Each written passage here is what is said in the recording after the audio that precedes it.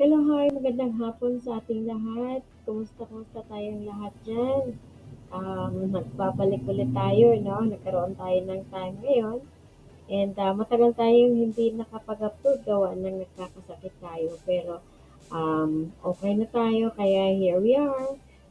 Start ulit tayo, no? Okay, so ang pag-usapan natin today ay tungkol sa pamimigay ng 10K, no?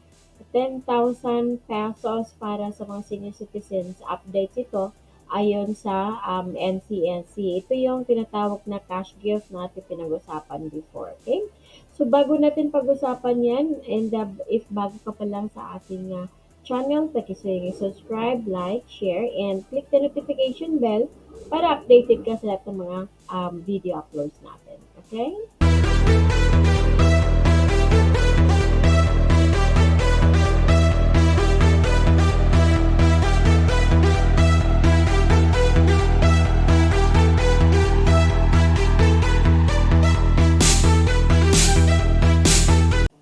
Okay, and so pag-usapan natin today yung sinasabi na National Commission of Senior Citizens, no, expanded the Centenarian Act cash benefits na 10,000, no. Ang update natin dito sa lahat ng mga Filipino senior citizens, no, ngayong January 1, 2025. Okay, so yan ang update natin today. So papag-usapan natin kung ano ang gagawin, no? Ano ang mga IDs na dapat nating ipasa, no? Ano yung mga hakbang, paano tayo mag-apply. Okay, at sino-sino naman po sila. Right, so yan ang ating antabayanan, na pag-usapan. Okay? And para kanino ba ito, no? Sino-sino ba itong makakatanggap ng 10,000? Kasi yan ang mga questions ng ating mga viewers, no? Ating mga members, mga senior citizens, kung sino-sino ba ang dapat makatanggap ng 10,000. Ito na ang paglilinaw, no? Para kanino ito? Para ito sa mga edad 80 at 85 taong gulang. Ang tawag diyan, octogenarians. Ang mga para din sa mga 90 at 95 taong gulang, ang tawag nila nonagenarians. At 100 taong gulang is centenarian. So, yun pala ang mga pangalan ng mga may edad na ganito, no? At sila yung qualified na tatanggap ng 10,000 na cash gift, okay, mula sa gobyerno. Ano-ano ba yung mga detalye, no, ng benepisyo na ito? So, 10,000 pesos para sa bawat milestone na edad. No? Ang ibig sabihin milestone is that 80, pag edad ng 80, may tatanggap ka 85, 90, 95, 100. Yun na. So, ang pag-claim ay dapat gawin sa loob ng isang taon matapos maabot ang milestone age. Halimbawa, January ka nag-80 years old. So, within that year, no, mag-file ka, no, sa iyong benefits na 10,000. Okay? So, after a year, hindi mo na pwedeng i-claim yun. So, within the year lang dapat i-claim mo. Okay.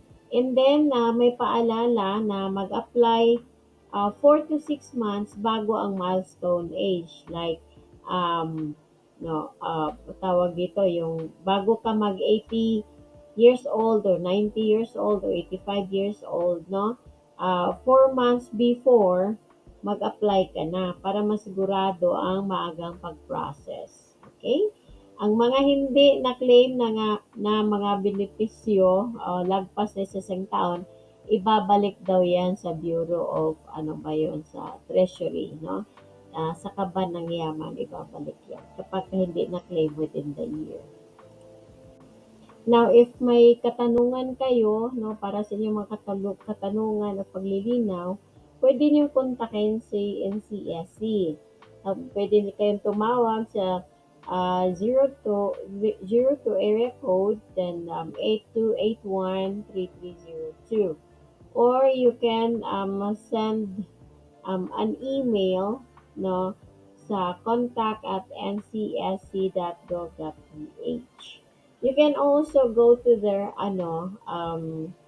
website, which is www.ncsc.gov.ph. Meron din silang FB, no? Hanapin lang niyo i-google lang ninyo yung NCSC official Facebook. Okay. Okay? Alright. So, yan ang mga kapag ka meron lang naman kayong katanungan. Okay, diretso na sa kanila.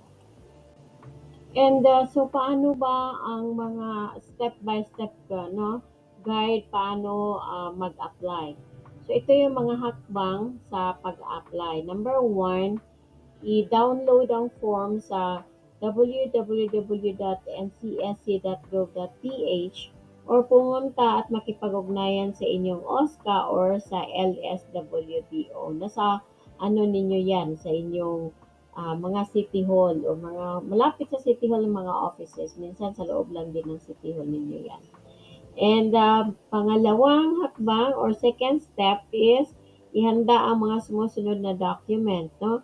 First one is application form and then original at photocopy ng isa sa mga sumusunod na primary ID. Anong mga ID to? No, Certificate of Live Birth na mula sa documents ito Certificate of Live Birth na mula sa PSA and then National ID card. And kasama din dito is ang dalawang 2x2 ID picture at full body na litrato ng benepisyaryo na nakaprint sa A4 size na bond paper. Okay, photo paper. Okay? Alright, and then next, number 3, kung wala sa alinman ng dalawang primary ID or document, magpasa ng dalawang secondary ID. Okay?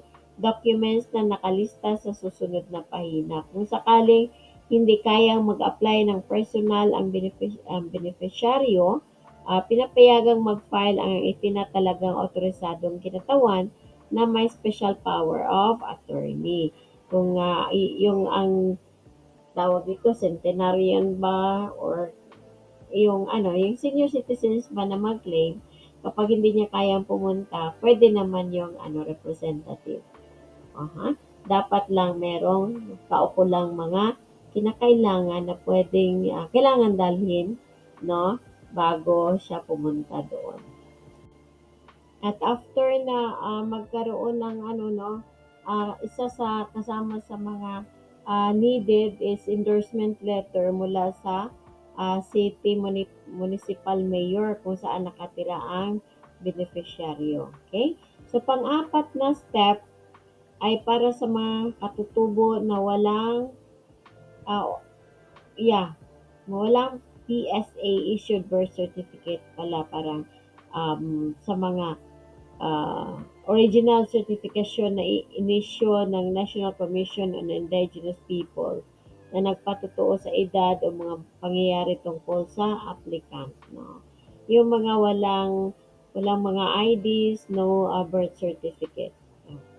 Okay, so ito yung ang kanilang gagawin, no, late registration na kailangan ganapin based sa JME number 2021 JMC number, no, 2021-01 na inisyo ng PSA. So, the revised guidelines for delayed registration. Okay, so pupunta sa kukuha ng PSA. May GMC na tinatawag, no, kapag wala kang birth certificate kasi kailangan naman talaga yon para for approval, no? Kung ikaw ba ay qualified, i-check din nila yan. Okay? So, number 5, para sa mga Muslim na walang PSA issued birth certificate, original certification na inisyo ng National Commission on Muslim Filipinos na nagpapatotoo sa edad o mga pangyayari tungkol sa aplikante. Okay? So, meron din sila ang pagka-Pilipino ay tawag dito yung karaniwang hindi Muslim, GMC. Ang sa kanila naman sa Muslim, NCMF, no? Ang NCMF, National Commissions and Muslim Filipinos na nagpatotoo sa kanilang edad o pangyayari tungkol sa aplikant. Okay? Late registration ay kailangan ganapin base sa JMC number 2021-01 na inisyu ng PSA or the revised guidelines for delayed registration. Okay? Number 6, ipasa ang application form at mga kinakailangang document. Okay, sa alinman sa inyong OSCA or LS local social welfare development na tawag LSWDO. Para sa mga Pilipino na naninirahan sa ibang bansa, sa Philippine Embassy or Philippine Consulate General, Department of Migrant Workers, or Commission on Filipino Overseas. So, dapat 4 hanggang 6 na buwan bago sa kaarawan ng claimant ito i-process. Okay, para masigurado ang kanilang claim. Saan dapat ipasa ang aplikasyon para sa Expanded Centenarian Program? So, ang application para sa Expanded Centenarian Program ay dapat ipasa sa inyong Office of the Senior Citizens Affairs or sa OSCA kung saan kayo member o sa Local Social Welfare and Development Office or LSWD o sa inyong City Hall. Alright? Next, paano matatanggap ang benepisyo? Now, para sa mga benepisyaryong senior citizens na nandito sa Pilipinas, ang NCSC ay makikipag-ugnayan sa inyong local government unit, no, or LGU. Particular sa OSCA at LSWD o para sa final na listahan ng mga benepisyaryo at schedule ng payout. Sa mismong araw ng payout, ang benepisyaryo na nasa opisyal na listahan ay kailangang magpakita ng OSCA ID o kahit anong government-issued ID. At kung sakaling ang benepisyaryo ay nasa pangangalaga medikal o may karamdaman sa kalusugan, magpasa ng mga sumusunod. Number 1, original at photocopy ng valid government-issued ID na itinatalagang otorisadong kinatawan. Okay? And second, original at photocopy ng OSCA ID ng benepisyaryo o ng kahit anong valid government-issued ID. Pangatlo, authorization letter mula sa benepisyaryo. Pang-apat, medical certificate. Pang-5, patunay ng buhay or proof of life, pinakabagong full body or half upper body na picture kung saan hawak ng benepisyaryo ang unang pahina ng kasulukuyang dyaryo o di kaya ang kalendaryo. No? Okay, so yun ang mga kailangan para matanggap ang benepisyo. Okay, so yun ang mga dapat gawin sa mga nais na mag-claim ng kanilang mga benefits na cash gift na 10,000, no? Pag 80, 85, 90, 95, 100, sila yung mga qualified na tatanggap ng 10,000. Okay?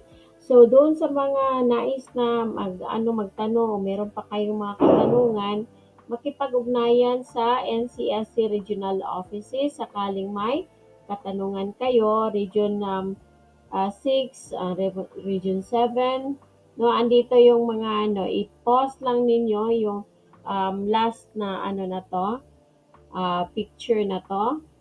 So, andyan yung address, contact number, email, no, sa bawat region. Alright? So, if you still have ibang mga katanungan pa, no, you can of course write that sa comment below ng video na to para pagsikapan natin sagutin yan. Okay? Alright, so have a wonderful day and hopefully na nakatulong itong ating pinag-usapan today sa ating mga senior citizens. Okay, ingat-ingat tayong lahat. Bye for now.